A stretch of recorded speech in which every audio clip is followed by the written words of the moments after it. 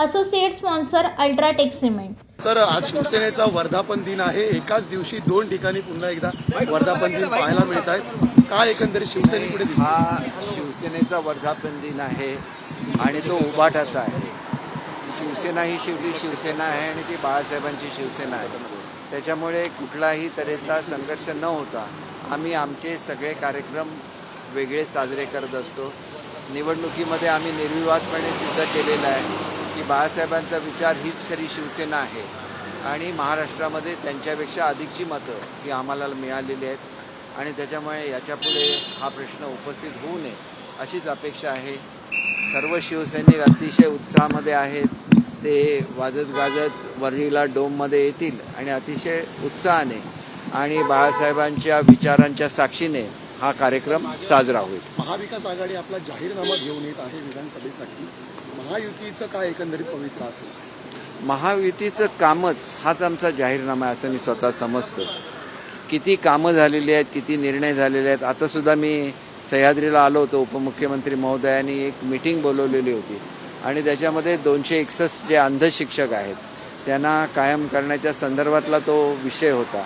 अतिशय पॉझिटिव्ह चर्चा ही त्या संदर्भात सुद्धा झालेली आहे।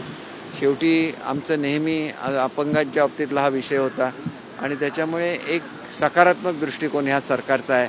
अपंगांसाठी वेगळं मंत्रालय स्थापन या सरकारने केलेलं आहे आणि त्याच्यामुळे आपण बघितलं तर एका विषयापुरतं नाही तर सगळ्याच विषयांच्या संदर्भात हे सरकार अतिशय पॉझिटिव्ह आहे। मराठा आणि ओबीसी आंदोलन आहे ते चिघळत चाललेलं पाहायला मिळत आहे, कारण की रस्ते रोको देखील आहे ते सुरू झालेले आहेत ओबीसीकडून। मला असं वाटतं की याच्यामध्ये वादाचा कुठला विषय नाही आहे।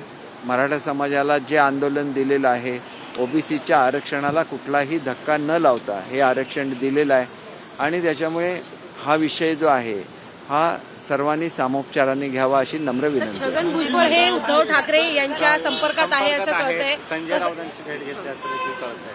हे बघा, मी आपल्याला पुन्हा एकदा आपल्याला विनंती करतो। एक ज्येष्ठ नेते आहेत, त्यांच्या संदर्भात आपण त्यांच्याशी बोलणं अधिक योग्य आहे। शरद पवार असे म्हणाले की लोकसभेसाठी आपण काम केलं, सत्ता कशी येते पुन्हा राज्यात मिळवता येईल ते मी दाखवून देतो असं त्यांनी म्हटलं। एक गोष्ट अशी आहे की मिळालेल्या मतामधून तुष्टीकरणाच्या माध्यमातून मिळालेली मतं वजा करा। प्रत्येक सीट लाखांच्या पेक्षा जास्त फरकाने ते हारतील। Associate sponsor UltraTech cement.